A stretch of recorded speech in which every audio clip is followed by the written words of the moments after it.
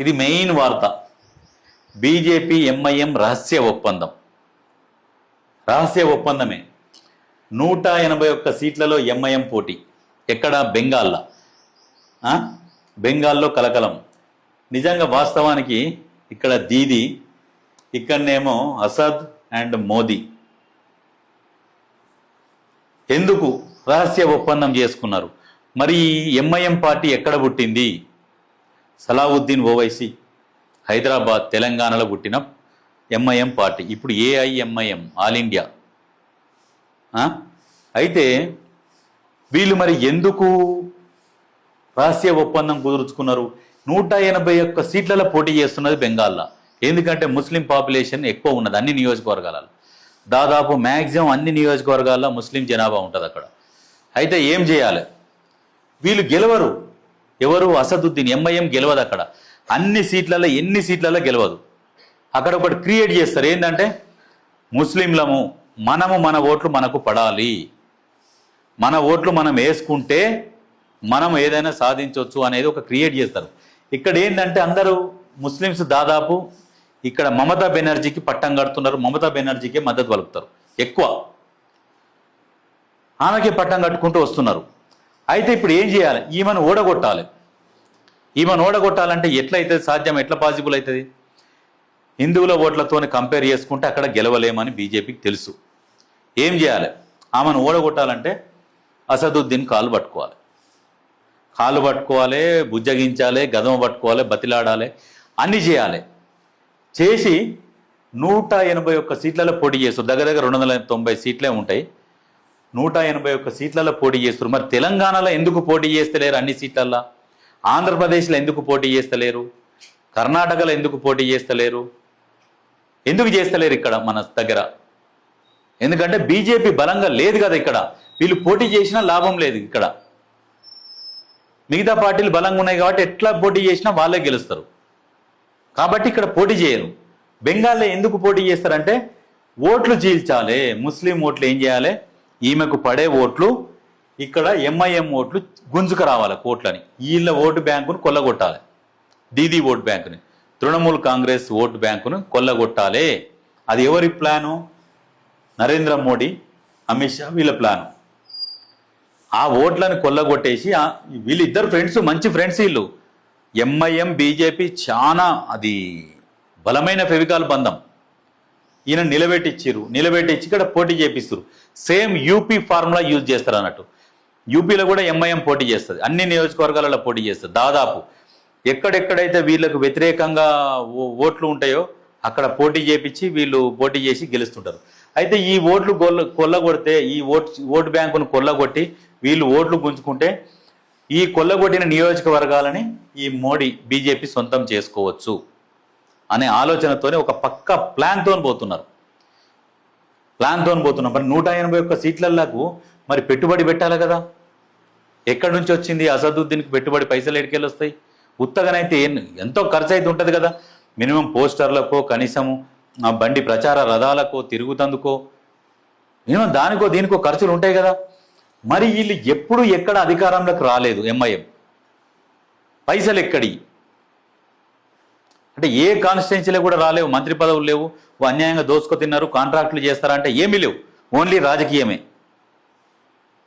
ఏమైనా పెద్ద పెద్ద వ్యాపారాలు ఉన్నాయంటే ఏమీ లేవు. ఓన్లీ రాజకీయంలో మరి 181 సీట్లలో పోయి బెంగాల్లో పోటీ చేస్తున్నారు. ఎట్లా సాధ్యం? ఆలోచన చేసుకోరు. మరి ఎవరు నిలబెడితే పాసిబుల్ అయింది? ఎట్లా? ఎవరు నిలబెడితే నిలబెట్టరాలంతా? వీళ్ళు నిలబెడతారు. పెట్టుబడి వీళ్ళదే. పెట్టుబడి బీజేపీదే పక్కా.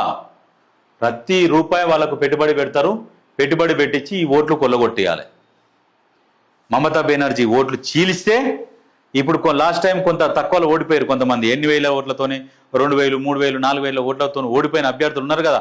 అక్కడ మెయిన్ ఫోకస్ పెట్టేసి అక్కడ ఇక ₹1,00,00,000 ఖర్చు పెట్టేస్తారు. ఆ ఓట్లు చీల్చి ఎంఐఎం పడేటట్టు చేస్తారు. ఎంఐఎంకు పడితే ఈ ఓట్లు ఓన్లీ ముస్లిం ఓట్లనే చీలుస్తారు.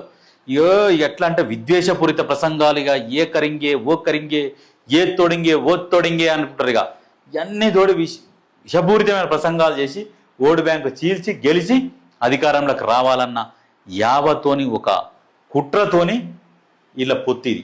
బయటనేమో వీళ్ళిద్దరు తిట్టుకుంటారు. మళ్ళా బెంగాల్లో కూడా మళ్ళీ ఇద్దరు తిట్టుకుంటారు, మోడీ ఏ క్యా మోడీ కితా హై, हमारा अपने सामने మోడీ కితా హై, क्या कर रहा है अपने लिए మోడీ, कुछ नहीं कर रहा है మోడీ అని మోడీని వేస్తారు. ఇక మోడీని ఇష్టం వచ్చినట్టు తిడతారు వీళ్ళు. మళ్ళా మోడీ వీళ్ళు బీజేపీ వాళ్ళు వచ్చేసి మళ్ళీ వీళ్ళని తిడతారు. వీళ్ళు ఓన్లీ బీజేపీ వాళ్ళు కూడా ఎట్లా తిడతారు అంటే తెలివిగా తిడతారు అసదుని. వీళ్ళు ఓన్లీ ముస్లింలకు సంబంధించిన పార్టీ, ముస్లింలందరూ ఏకమవుతున్నారు, ముస్లింలకు ఇక్కడ ప్రమాదం, ఎంఐఎంకు ఓటేస్తే చాలా ప్రమాదము, ముస్లిం లేదంటే కొంతమంది ఏం ఆలోచన చేస్తారు అమాయకమైన ప్రజలు, అరే అమ్మది ముస్లింల పార్టీ అట, అది అరే మన పార్టీ అట, మనం ఓట్లు వేసుకోవాలరా, మనోళ్ళకు మనం ఓటేసుకోవాలి అనే ఒక ఆలోచన పుట్టిస్తారు. వాళ్ళు ఏం చేస్తారు, ఆటోమేటిక్గా వచ్చి ఇలా ఓటేస్తారు. ఎవరు ఓట్లు ఇవి? తృణమూల్ కాంగ్రెస్ ఓట్లు. ఇవి చీలిపోతాయి. చీలిపోయినప్పుడు నెక్స్ట్ ఏం చేస్తారు, వీళ్ళ ఓట్లు వీళ్ళకే ఉంటాయి. అప్పుడు వీళ్ళ అభ్యర్థులు గెలుస్తారు. ఫైనల్గా ఏమవుతుంది, వీళ్ళు కలిసి విజయం సాధిస్తారు అన్నట్టు. అప్పుడు వీళ్ళ మీద ఏముండదు, ఇక వీళ్ళ లాభం వీళ్ళకే ఉంటుంది, వీళ్ళకే ఉంటుంది. అక్కడ దీదికి దెబ్బ పడుతుంది.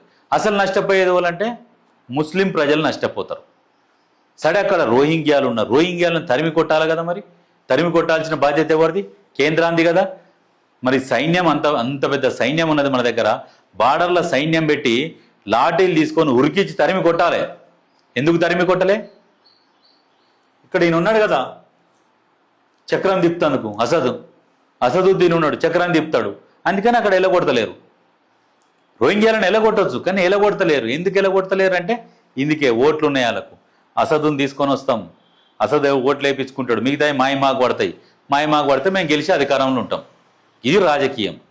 నీకు దేశం మీద ఏం ప్రేమ ఉన్నది? ఓ కరింగే అది చేస్తాం, దేశాన్ని ఇట్లా చేస్తాం, హిందూ రాష్ట్రంగా ప్రకటిస్తాం, రాజ్యాంగం ప్రకటిస్తాం, ఉండాలి మాకు హిందూ సమాజం ఇట్లా ధర్మం కోసం, దేశం కోసం రామ్ మందిర్ నిర్మిస్తాం, అది చేస్తాం, ఇది చేస్తాం, ఎన్నో రకాలుగా చెప్పారు. రామ్ మందిర్ గురించి కూడా కోర్టు నిర్ణయానికి కట్టుబడి ఉంటామని చెప్పేసి అసత్తో చెప్పించారు. అసత్ చెప్పిండు. బలమైన బంధము నీకు. ఎంఐఎం ఎప్పుడైతే పుట్టిందో, ఎంఐఎం ఉన్నప్పటి నుంచే బీజేపీ లేచింది. ఎంఐఎం పేరు చెప్పుకొని బీజేపీ లేచింది.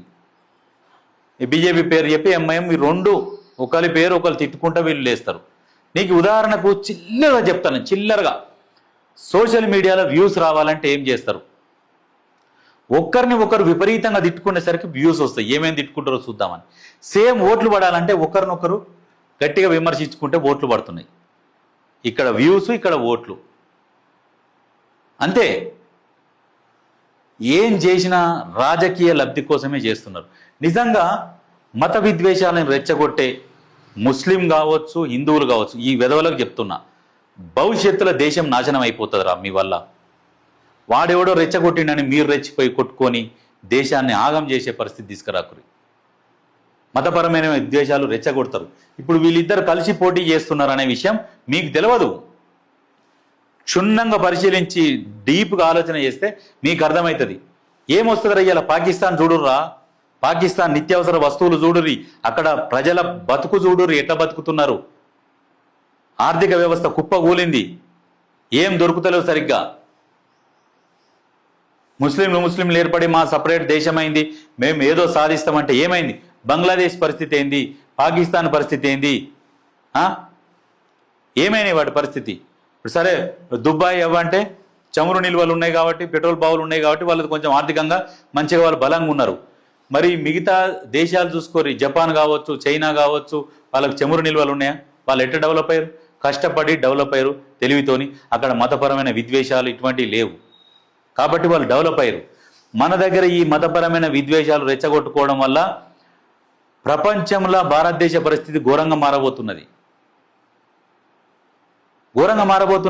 అందుకనే మన దేశం నుంచి వలసలు ఎక్కువైతున్నాయి.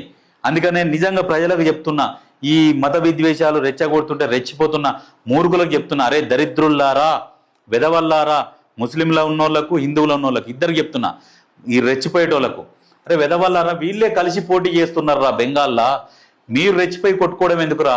మీ కుటుంబం గురించి మీరు కొట్లాడుర్రి, మీరు బాగుపడుర్రి.